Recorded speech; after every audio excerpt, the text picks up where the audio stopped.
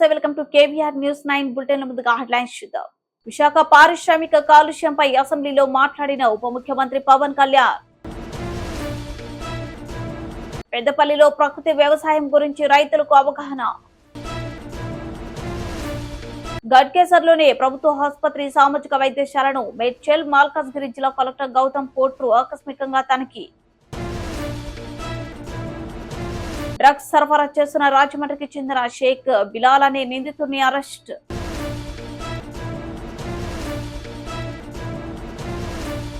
మూడో రోజు ఆంధ్రప్రదేశ్ అసెంబ్లీ సమావేశాలు ప్రారంభమైంది. ప్రశ్నోత్తరాలు కొనసాగుతున్నాయి. విశాఖలో కాలుష్య నియంత్రణకు తీసుకున్న చర్యలపై ఎమ్మెల్యే వంశీకృష్ణ యాదవ్ ప్రశ్న వేయగా దానికి ఏపీ ఉప ముఖ్యమంత్రి కొణిదెల పవన్ కళ్యాణ్ సమాధానం ఇస్తూ ధూళి కణాల పొల్యూషన్ ఎక్కువగా ఉందన్నారు. పొల్యూషన్ తగ్గించడమే కాకుండా త్వరలోనే పొల్యూషన్ ఆడిట్ చేయిస్తామని పేర్కొన్నారు. ఇక పోర్టుల్లో కొన్ని ప్రైవేట్ అభ్యర్థులు పొల్యూషన్ కు కారకాలుగా మారుతున్నాయని ఎమ్మెల్యే వంశీ తెలిపారు. అలాగే పొల్యూషన్ కారణంగా హిందుస్థాన్ గ్యాస్, ఎల్లి పాలిమర్స్ వంటి పరిశ్రమలు మూతపడ్డాయని అనే విషయాన్ని ఎమ్మెల్యే గణబాబు చెప్పుకొచ్చారు. కాలుష్య కారక పదార్థాలని బహిరంగంగానే కనిపిస్తున్నాయి. ఇక విశాఖ పారిశ్రామిక ప్రాంతంలో 40 లక్షల మేర మొక్కలు నాటారని డిప్యూటీ సీఎం పవన్ కళ్యాణ్ తెలిపారు. పొల్యూషన్ కంట్రోల్ బోర్డు కార్యాలయంలోకి ఎవరైనా వెళ్లి ఫిర్యాదులు చేసే అవకాశం కల్పిస్తామన్నారు. సభ్యులు లేవనెత్తిన అంశాలన్నీ వాస్తవాలే అని స్పీకర్ అయ్యన్న పాత్రుడు చెప్పుకొచ్చారు. త్వరలో విశాఖలో పర్యటించాలని అయ్యన్న కోరారు. తొందరలోనే విశాఖపట్నంలో పర్యటిస్తాను అని పవన్ చెప్పుకొచ్చారు. విశాఖలో జల, వాయు, శబ్ద కాలుష్యం తగ్గించేలా అన్ని రకాల చర్యలు తీసుకుంటామని ఈ సందర్భంగా డిప్యూటీ సీఎం పవన్ కళ్యాణ్ హామీ ఇచ్చారు. ఫస్ట్ క్వశ్చన్ 5-6 మంత్రి గారు పవన్ కళ్యాణ్ గారు వచ్చిన ప్రశ్న ఇది వంశీకృష్ణ శ్రీనివాస్ యాదవ్ గారు అడిగింది. 2 ప్రశ్నలు అధ్యక్ష. ఇది ఒకటి, విశాఖపట్నంలో కాలుష్య నివారణకు ప్రభుత్వం తీసుకుంటున్న చర్యలు. రెండవది, అందుకు సంబంధించిన వివరాలు ఏంటని. విశాఖపట్నం ఆంధ్రప్రదేశ్ ఈశాన్య తీరంలో యారాడ కొండలు, సింహాచలం కొండలు, పైరు కైలాసగిరి కొండల మధ్యలో ఉంది. దాని స్థలాకృతి లక్షణం కారణంగా దీన్ని తరచుగా బౌల్ ఏరియా అని పిలుస్తారు. ఈ కొండల కారణంగా శీతాకాలంలో ఉష్ణోగ్రతలు తక్కువగా ఉండటం వల్ల పరిశ్రమల నుండి ఉత్పన్నమయ్యే వాయు కాలుష్య కారకాలు వాతావరణంలో వ్యాపించకుండా భూమి ఉపరితలం మీదనే ఉండిపోతున్నాయి. గత కొన్ని దశాబ్దాలుగా విశాఖపట్నం గణనీయమైన పారిశ్రామిక అభివృద్ధిని చవిచూస్తుంది. ఇది పర్యావరణం మరియు కాలుష్య సమస్యలకు దారితీస్తుంది. ఈ నగరంలో ప్రధానంగా వాయు కాలుష్యం ఎక్కువగా ఉంది అధ్యక్ష. 1960 నుండి విశాఖపట్నం పోర్ట్ అథారిటీ, HPCL మొదలైన బహుళ రంగ పరిశ్రమల స్థాపన మరియు వృద్ధి ఈ నగరాన్ని భారతదేశ పారిశ్రామిక పట్టణంలో ఒక ప్రధాన పారిశ్రామిక కేంద్రంగా చేసింది. పారిశ్రామిక వృద్ధి ఫలితంగా చుట్టుపక్కల వాతావరణంలో ధూళి కణాలు, సల్ఫర్ డయాక్సైడ్, నైట్రోజన్ డయాక్సైడ్ ఉద్గారాలు మరియు ఇతర కాలుష్య కారకాల సాంద్రత పెరిగింది. పరిశ్రమలు, ఇతర రంగాల నుంచి వెలువడే కాలుష్యాన్ని నియంత్రించేందుకు ఆంధ్రప్రదేశ్ కాలుష్య నియంత్రణ మండలి అనేక కార్యక్రమాలు, సమర్థవంతమైన చర్యలు చేపట్టి ఎప్పటికప్పుడు కార్యాచరణ ప్రణాళికలను రూపొందిస్తున్నది. ఏపీపీసీబీ యొక్క చొరవ నగరాన్ని సల్ఫర్ డయాక్సైడ్ మరియు నైట్రోజన్ డయాక్సైడ్ కాలుష్యం నుండి విముక్తి చేసింది. అయినప్పటికీ ధూళి కణాల కాలుష్యం ఒక సమస్యగానే మిగిలిపోయింది. 2009 సంవత్సరంలో కేంద్ర కాలుష్య నియంత్రణ మండలి CPCB విశాఖ నగరానికి సంబంధించి సమగ్ర పర్యావరణ కాలుష్య సూచిక సెపి స్కోరును 70.82గా లెక్కించి ఉండవలసిన ప్రమాణం 60 కంటే ఎక్కువగా ఉండడం వలన విశాఖపట్నంను తీవ్ర కాలుష్యం ఉన్న ప్రాంతంగా గుర్తించింది. కేంద్ర పర్యావరణ మరియు అటవీ మంత్రిత్వ శాఖ 13/1/2010 విశాఖపట్నం బౌల్ ఏరియాలో పరిశ్రమల స్థాపనకు మరియు విస్తరణకు మారిటోరియం విధించింది. ఇందువలన ఆంధ్రప్రదేశ్ కాలుష్య నియంత్రణ మండలి పరిశ్రమలు మరియు ఇతర భాగస్వాముల సమన్వయంతో బౌల్ ఏరియాలో ఉన్న పరిశ్రమలకు జాతీయ ప్రమాణాల కంటే ఎక్కువ కఠినమైన ఉద్గార ప్రమాణాలను, ఎమిషన్ స్టాండర్డ్స్ ను నిర్దేశించింది. ఉదాహరణకు పార్టికులేట్ మ్యాటర్ PM10 యొక్క గాఢత అంటే మిల్లీగ్రామ్/మెట్రిక్ క్యూబ్ దాదాపు 50 మిల్లీగ్రామ్/మెట్రిక్ క్యూబ్ గా జాతీయ ప్రమాణం 150 మిల్లీగ్రామ్ పర్ మెట్రిక్ క్యూబ్ కంటే గాను SO2 లెవెల్ 5 mg, జాతీయ ప్రమాణం 25 mg కంటే నిర్దేశించడం అయింది. ఈ కఠినమైన నిబంధనల కారణంగా పరిశ్రమలు కాలుష్య నియంత్రణ వ్యవస్థను అప్గ్రేడ్ చేశాయి మరియు గ్రీన్ విశాఖ కార్యక్రమం కింద విస్తారమైన గ్రీన్ బెల్ట్ ని అభివృద్ధి చేశాయి. ఈ చర్యల వలన సెపీ స్కోర్ 2013 నాటికి 70.82 నుండి 52.31కి తగ్గింది. 2013లో ministry of environment, forest and climate change comprehensive environment pollution index score నగరానికి సంబంధించి 60 కంటే తక్కువగా ఉండడం వలన పరిశ్రమల విస్తరణపై ఉన్న మారిటోరియం ఎత్తివేసింది. కాలుష్యాన్ని నియంత్రించడంలో గణనీయమైన విజయం సాధించినప్పటికీ విశాఖపట్నంలో పరిశ్రమల విస్తరణ కార్యక్రమాల వలన మరియు సంబంధించిన ధూళితో కూడిన సరుకు రవాణా, కార్గో రవాణా మొదలైన తదనంతర కార్యకలాపాలు వాయు కాలుష్యం పెరగడానికి కారణమైనాయి. నగరంలో పార్టికులేట్ మ్యాటర్ అంటే ముఖ్యంగా అది కణ కాలుష్యం, దుమ్ము, ధూళి, మసి, పొగ ఈ లెవెల్స్ జాతీయ ప్రమాణాలు 60 మిల్లీగ్రాములు మించినందున వాయు నాణ్యత మీట్ చేశాయి మరియు గ్రీన్ విశాఖ కార్యక్రమం కింద విస్తారమైన గ్రీన్ బెల్ట్ ని అభివృద్ధి చేశాయి. ఈ చర్యల వలన సెపీ స్కోర్ 2013 నాటికి 70.82 నుండి 52.31కి తగ్గింది. 2013లో ministry of environment, forest and climate change comprehensive environment pollution index score నగరానికి సంబంధించి 60 కంటే తక్కువగా ఉండడం వలన పరిశ్రమల విస్తరణపై ఉన్న మారిటోరియం ఎత్తివేసింది. కాలుష్యాన్ని నియంత్రించడంలో గణనీయమైన విజయం సాధించినప్పటికీ విశాఖపట్నంలో పరిశ్రమల విస్తరణ కార్యక్రమాల వలన మరియు సంబంధించిన ధూళితో కూడిన సరుకు రవాణా, కార్గో రవాణా మొదలైన తదనంతర కార్యకలాపాలు వాయు కాలుష్యం పెరగడానికి కారణమైనాయి.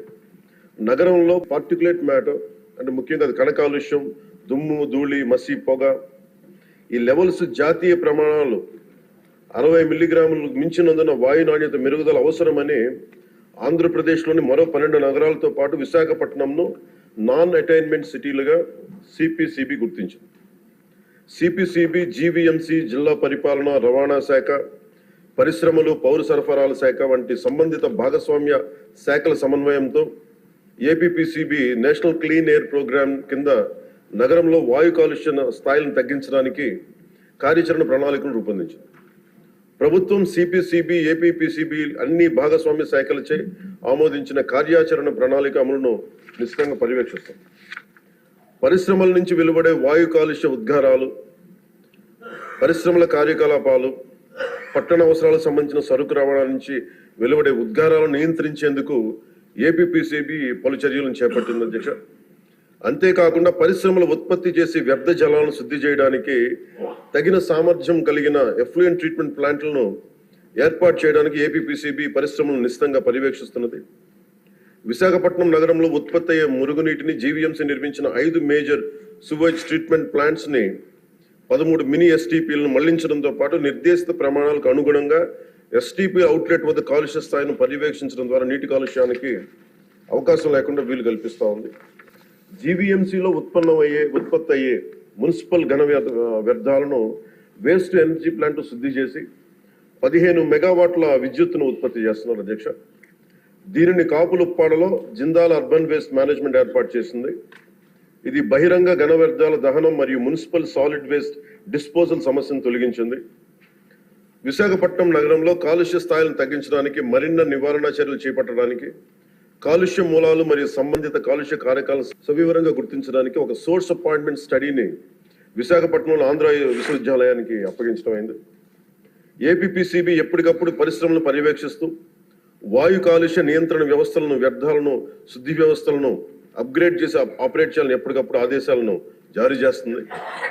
Real time pollution monitoring systems ద్వారాను మరియు భౌతిక తనిఖీల ద్వారా పరిశ్రమలను ఏపీపీసీబీ పర్యవేక్షిస్తున్నది.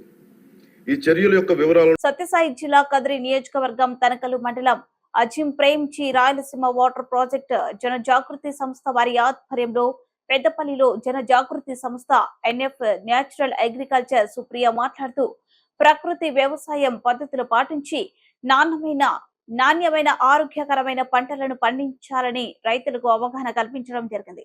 మల్రెడ్డిపల్లి పంచాయతీ పెద్దపల్లిలో ప్రకృతి వ్యవసాయ పంటలను పరిశీలించి అదేవిధంగా రైతులకు జీవామృతము పంట వేసే ముందు విత్తన శుద్ధి ఎలా తయారు చేసుకోవాలి అనే విధానం గురించి రైతులకు తెలియజేయడం జరిగింది. అదేవిధంగా ఇప్పుడున్న వాతావరణ పరిస్థితులు మారుతున్న వాతావరణాన్ని తట్టుకొని వ్యవసాయ సాంకేతిక ప్రకృతి వ్యవసాయం మరియు మట్టి నమూనా ఫలితాలు ఆధారంగా సమతుల్య ఎరువుల వాడకం గురించి రైతులకు ట్రైనింగ్ చేసి చూపించడం జరిగింది. ఈ కార్యక్రమంలో జన జాగృతి సంస్థ వారు చంద్రమోహన్, హరీష్, సుప్రియ, గరుడప్ప, కిరణ్ కుమార్ రెడ్డి, శ్రీనాథ్ రెడ్డి, వెంకటేష్ గ్రామ రైతులు పాల్గొన్నారు. మనం కొన్ని నీళ్లు తీసుకుంటాం. ఇప్పుడు ఎకరాకైతే ఒక 20 లీటర్లు నీళ్ళు తీసుకోవాలి. ఒక బకెట్ చిన్న డ్రమ్ము పాడు ఉంటుంది కదా, అలాంటి డ్రమ్ముకి నీళ్లు తీసుకొని పేడ 5 కేజీలు. దీంట్లో మేము ఆల్రెడీ పేడ కట్టి పెట్టినాం. ఇట్లాంటి ఏదైనా పాత గుడ్డ, కొంచెం పల్చడిగా ఉండే గుడ్డ తీసుకొని ఆ గుడ్డలోకి పేడ తీసుకోవాలి.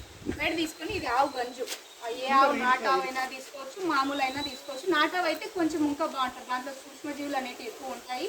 అవి మనం భూమిలోకి కానీ పంపిస్తున్నాం అనుకోండి, ఇదంతా తయారు చేసి మనకు ఆల్రెడీ కొన్ని భూమిలో సూక్ష్మజీవులు అనేటివి ఉంటాయి కదా, అవి పంట అయిపోతానే కొన్ని చచ్చిపోయి ఉంటాయి, కొన్ని అనేటివి భూమి లోపలికి వెళ్ళిపోయి కానీ కొన్ని అట్లా ఉంటాయి. వాటన్నిటిని ఇదంతా మనం వేయడం వల్ల అవి మళ్ళీ బతికే స్టేజ్కి రావడం కోసమని ఇలాంటివన్నీ మనం తయారు చేసి వేసేది. ఇప్పుడు దీనికి ఇది పేడ తీసుకున్నాము, ఇది గంజు, ఇది సున్నం కొంచెం తీసుకొని, ఇది పుట్టమట్టి. మట్టిలో ఎట్లాంటివి తీసుకోవాలంటే ఇప్పుడు మనం ఏదన్నా సతోలు పడి ఎరువులు చల్లించాం కదా, అలాంటి మట్టి తీసుకోకూడదు. పుట్టమట్టి దాంట్లో ఏం ఎరువులు కలవని మట్టి మనం తీసుకోవాలి. తీసుకొని దీంట్లోకి ఇట్లా గుడ్డలో కట్టేసేసి ఈ పేడ పెట్టేసేసిన తర్వాత ఈ గంజు వేయాలి. దీంట్లో ఇవి 5 లీటర్లు, మామూలుగా 5 లీటర్లు తీసుకోవాలి. గంజు దీంట్లో వేస్తాం. రేపు మనం విత్తనాలు వేసుకుంటున్నాము అంటే ఈరోజు తయారు చేసి పెట్టేసేసుకోవాలి. విత్తనాలు వేసే ముందు 1 గంట ముందు వీటిని కలిపేసేసుకొని బాగా పల్చగా నీడలో ఆరబెట్టుకోవాలి. మళ్ళీ ఎండలో ఎక్కువ ఎండ ఉండే దగ్గర ఆరబెట్టుకోకూడదు. సున్నం కొంచెం వేసుకోవాలి.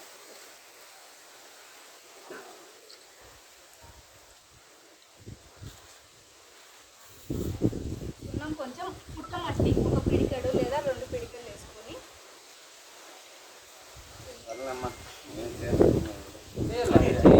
కాదులేండి ఇదేమి ఏమన్నా అయ్యేదా, కాదు కదా.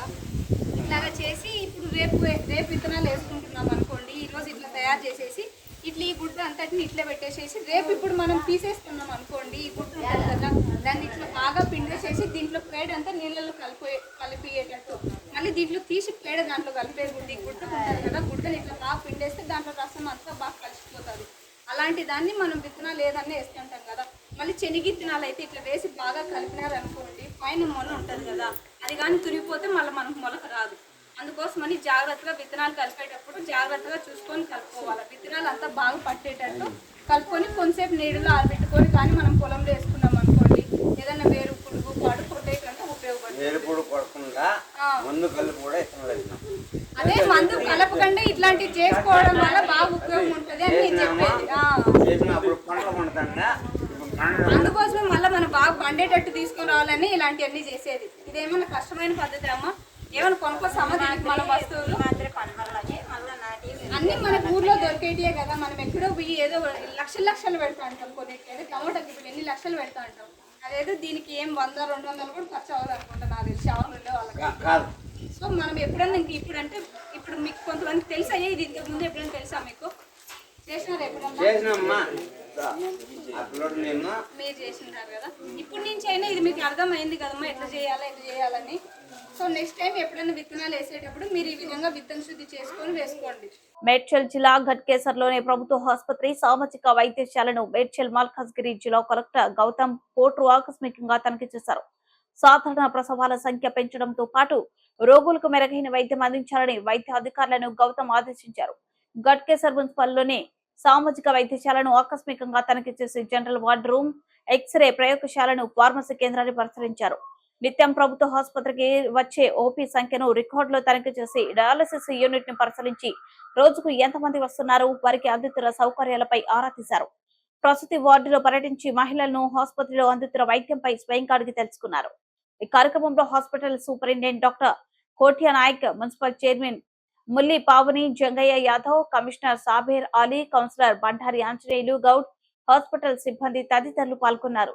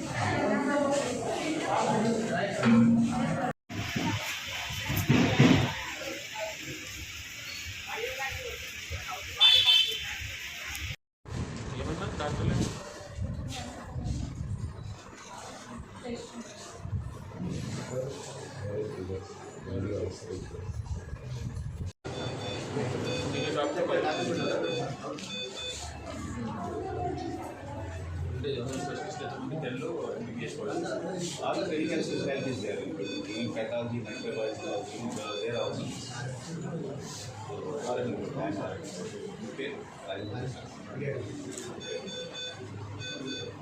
డ్రగ్స్ సరఫరా చేస్తున్న రాజమండ్రికి చెందిన షేక్ బిలాల్ అనే నిందితుడిని అరెస్ట్ చేశాం. జొమాటో డెలివరీ బాయ్ ముసుగులో డ్రగ్స్ సరఫరా చేస్తున్న నిందితుడు. ఆంధ్రప్రదేశ్ రాష్ట్రం రాజమండ్రికి చెందిన షేక్ బిలాల్ ఇంటర్ చదువుతున్న క్రమంలోనే గంజాయి తీసుకోవడం అలవాటుగా చేసుకున్నాడు.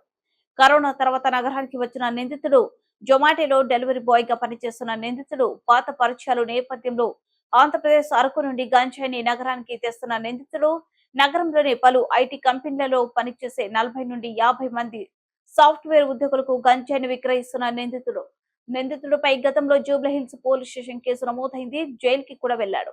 టీజీఎన్ఏబి సైబరాబాద్ సిపి ఆధ్వర్యంలో గట్టి నిఘా ఏర్పాటు చేశాం. స్కూల్స్ మరియు పబ్స్ వద్ద గట్టి నిఘా ఏర్పాటు చేయడం జరిగింది. ఆఫీసర్స్ అలాగే మాదాపూర్ పోలీస్ స్టేషన్ పరిధిలో ఒక క్రెడిబుల్ ఇన్ఫర్మేషన్ మీదే షేక్ బిలాల్ అతన్ని పట్టుకోవడం జరిగింది.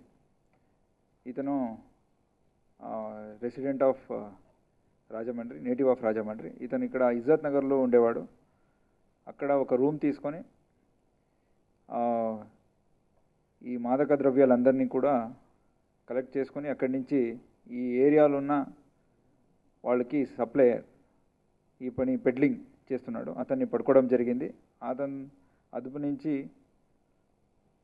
15 grams of MDMA, that is 22.5, then 22.5 kg of ganja, 76 nitrosum tablets, అలాగే 491 grams of hashish oil and other kinds of narcotic substance అంటే మాదక ద్రవ్యాలని సీజ్ చేయడం జరిగింది.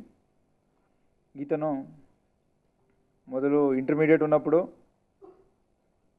ఈ స్టార్టెడ్ టేకింగ్ గాంజా, దానికి అలవాటు పడి తర్వాత అక్కడి నుంచి హైదరాబాద్ వచ్చిండు. కోవిడ్ తర్వాత హైదరాబాద్కి వచ్చేసి ఇక్కడ జొమాటో డెలివరీ బాయ్లా పని చేసుకున్నాడు. సో అక్కడ జొమాటో ఉన్నప్పుడు అతనికి 2 వీలర్ దొరికింది, మూమెంట్ దొరికింది. ఆ ఒక నేపథ్యంలో ఈ సరఫరాజు మొదలుపెట్టాడు. సో అలాగే 2-3 years నుంచి కంటిన్యూస్గా అతను ఇక్కడున్న దాదాపు ఒక 45 to 50 people IT employees of different companies వాళ్ళందరికీ కూడా సప్లై మొదలుపెట్టాడు. ఇతను అరకు వ్యాలీ నుంచి గాంజా అన్ని తీసుకొస్తాడు. MDMA, LSD అలాగే హషిష్ ఇవన్నీ కూడా ఈ భాను తేజ అని ఉంటాడు. అతను రెసిడెంట్ ఆఫ్ రాజమండ్రి. ఆల్రెడీ అతను కూడా జైల్లో ఉన్నాడు NDPS కేసు మీద. అతని నుంచి ఇవన్నీ కూడా తీసుకొస్తున్నాడు. సో ఈ షేక్ బిలాల్ మీద కూడా ఒక 2022లో ఒక కేసు జరిగింది in Jubilee hills NDPS case. జైల్లో ఉన్నాడు. జైలు నుండి బయటకు వచ్చినాక మళ్ళీ దీన్ని మొదలుపెట్టాడు.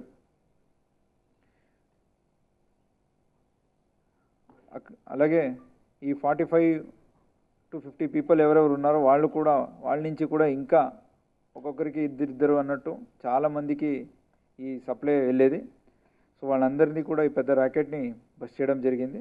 ఇది TGNAB డైరెక్టర్ అలాగే సిపి సైబరాబాద్ వాళ్ళ సూపర్విజన్లో జరిగింది. సో డే బై డే మనం ఎన్ని డ్రగ్ సరబరాజు చూస్తున్నాము, కన్జంప్షన్ చూస్తున్నాము. ఇవన్నీ కూడా ఈ స్కూలు, కాలేజీలు, పిల్లలు, ఐటీ హబ్లు ఉన్న కాడనే జరుగుతుంది. పబ్స్ ఉన్నాయి, అక్కడ అన్నీ కూడా జరుగుతున్నాయి. కాబట్టి ఎవరికైనా ఇలాంటి ఇన్ఫర్మేషన్ ఇస్తే 8712671111 అనే నంబర్ని కాంటాక్ట్ చేసి వాళ్ళు ఇన్ఫర్మేషన్ ఇవ్వగలుగుతారు. గాంజా అతను ఒక 1500 to 2000 per grams అమ్ముతాడు. హషీష్ ఆయిల్ వచ్చేసి ఎంత, 6000. అలాగే ఈ ఎల్ఎస్డి అని ఇంకా కాస్ట్లీ. కొకైన్ కూడా దాదాపు ఒక గ్రామ్స్కి 5000-6000 ఉంటుంది. సో 1:10 or 1:20 రేషియోలో వాళ్ళకి they will have that margin of profit. బిడ్డ ముగించే ముందు హెడ్లైన్స్ మరోసారి. విశాఖ పారిశ్రామిక కాలుష్యంపై అసెంబ్లీలో మాట్లాడిన ఉప ముఖ్యమంత్రి పవన్ కళ్యాణ్. పెద్దపల్లిలో ప్రకృతి వ్యవసాయం గురించి రైతులకు అవగాహన. గడ్కేసర్లోని ప్రభుత్వ ఆసుపత్రి సామాజిక వైద్యశాలను మేడ్చల్ మల్కాజ్గిరి జిల్లా కలెక్టర్ గౌతమ్ పోట్రు ఆకస్మికంగా తనిఖీ. డ్రగ్స్ సరఫరా చేస్తున్న రాజమండ్రికి చెందిన షేక్ బిలాల్ అనే నిందితుడిని అరెస్ట్.